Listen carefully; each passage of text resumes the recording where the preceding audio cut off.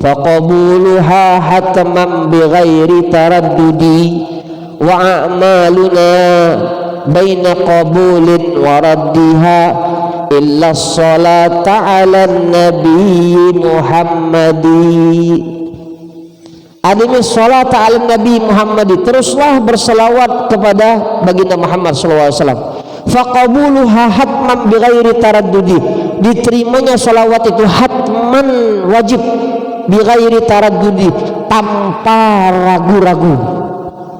Wa a'maluna baina qabulin wa raddiha, amalan kita apapun bentuk amalannya di antara diterima atau tidak, illa sholata ala nabi Muhammadi, kecuali salawat kepada baginda Muhammad SAW. Maka jadikan salawat itu ada di bagian hari-hari kita, terserah pian, semampu pian.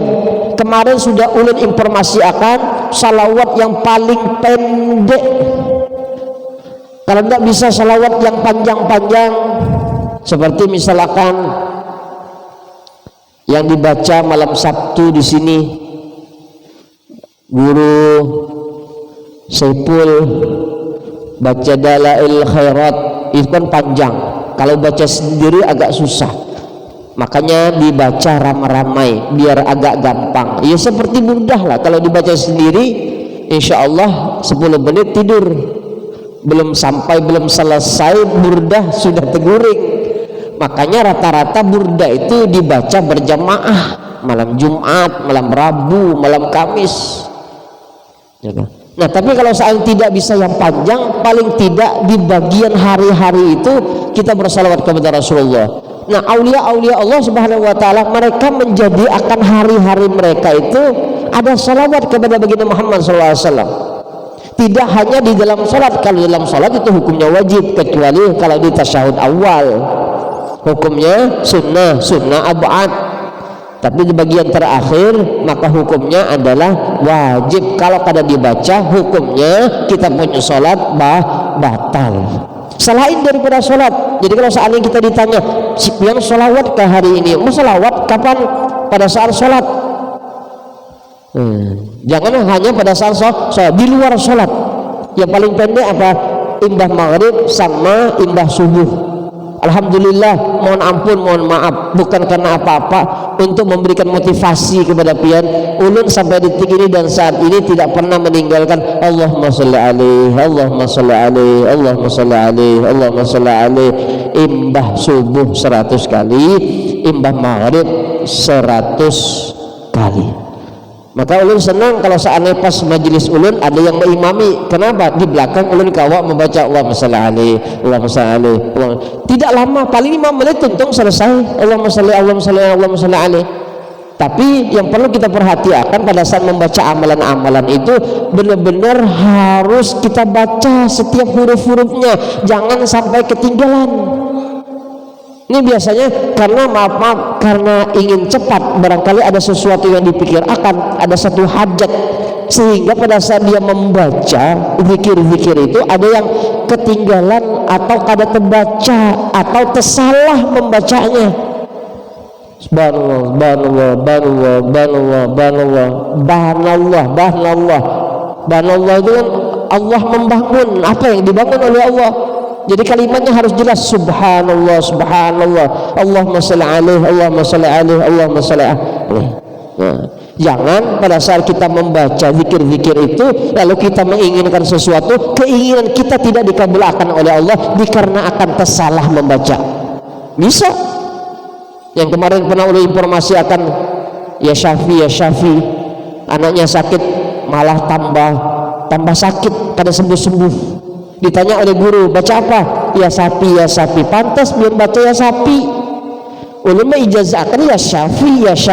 Wahai zat yang maha penyembuh, ya Syafi, ya Syafi. Ini baca ya sapi. Nah, jadi jangan salahkan siapa-siapa kalau kita tersalah membaca zikir-zikir itu. Nah, ini sudah bagian yang ke-7. Nah, sebenarnya zikir-zikir yang oleh informasi akan yang 7 itu pian sudah hafal, bahkan dari kecil kita menghafal itu. Siapa yang tidak tahu la ilaha illallah, la haula la quwata illa billah, bismillah, alhamdulillah, kita tahu dari semenjak kecil. Cuman kata ulun kemarin, kalimat-kalimat ini tidak hanya kita ketahui, tapi lebih daripada itu adalah kita biasakan lidah kita. Makanya di awal kata ulun, biasakan kalimat-kalimat ini untuk kita ucapkan di lidah kita, sehingga gampang untuk mengucapkannya. Dan sebenarnya kalimat zikir itu tidak hanya terbatas di kalimat atau zikir yang 7 ini. Banyak lagi zikir-zikir yang lain yang juga perlu kita hadirkan di dalam kehidupan kita. Subhanallah, apalagi subhanallah, alhamdulillah, wala ilaha illallah, wallahu akbar. Itu adalah kalimat-kalimat zikir. Dan amalan zikir yang ulun dapatkan di dalam kitab, paling afdalnya amalan-amalan.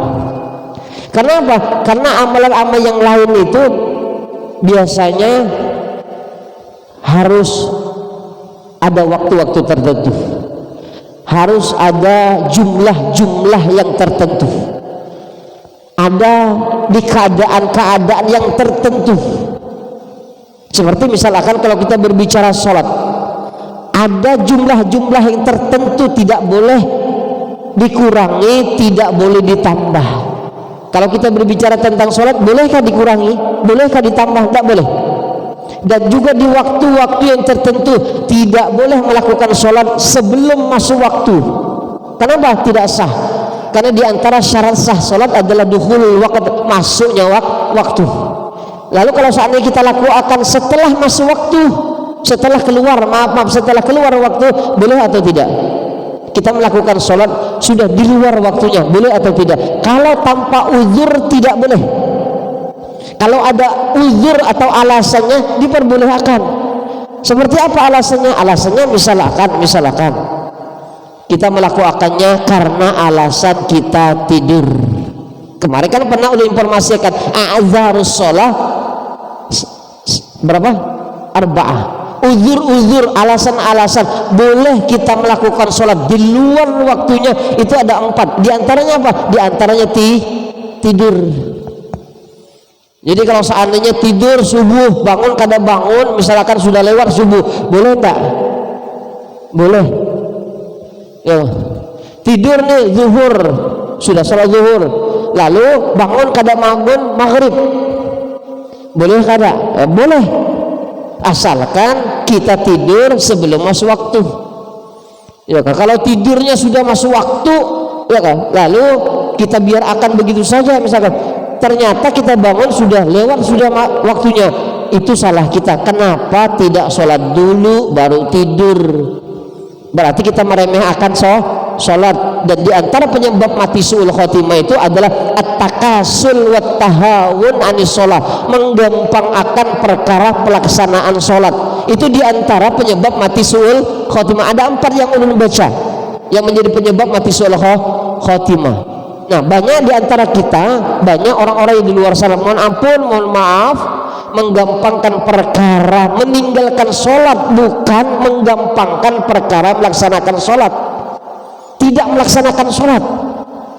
Kalau seandainya menggampangkan sholat saja, dia sholat, cuman digampang-gampang akannya, ya, melaksanakan sholat di luar waktu sholat, itu penyebab daripada mati su'ul khotimah. Apalagi orang yang tidak melaksanakan sholat, lebih lagi. Dan kita sudah bicara akan itu di bulan Rajab barangkali tentang masalah sholat. Dan nanti ulun akan bahas dan yang ulun informasi akan minggu akan datang. Zikir ini termasuk husunus salasah, termasuk benteng-benteng yang 3. Jadi benteng itu ada 3. Di antaranya adalah zikir kepada Allah Subhanahu wa taala. Maka orang yang hari-harinya penuh dengan zikir, penuh dengan ingat kepada Allah, maka tidak ada peluang bagi syaitan untuk menggoda hamba itu. Seperti halnya wadah gelas berisi air, dia tidak akan menerima untuk dimasuki air lagi. Kenapa? Karena sudah penuh. Maka begitu juga hati kita, akal pikiran kita, kalau terfokus selalu kepada Allah Subhanahu wa taala, tidak ada kesempatan setan untuk menggoda anak Adam itu. Nah, di saat anak Adam itu lalai lupa, maka di saat itulah dia menggoda. Makanya syaitan itu gampang untuk menghilangkan godaannya.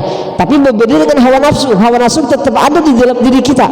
Hawa nafsu berbeda dengan godaan syaitan. Kalau godaan syaitan gampang untuk kita menghilangkannya.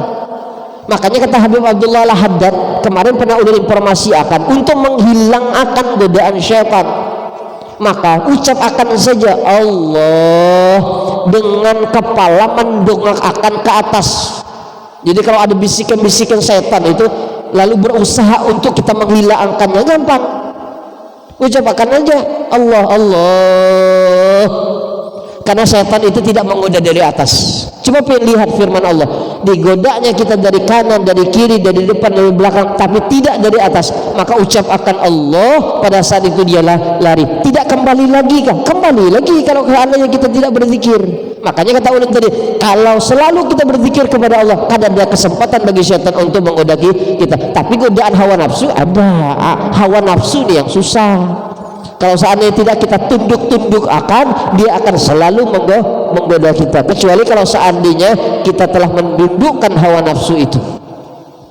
Insya Allah minggu yang akan datang kita akan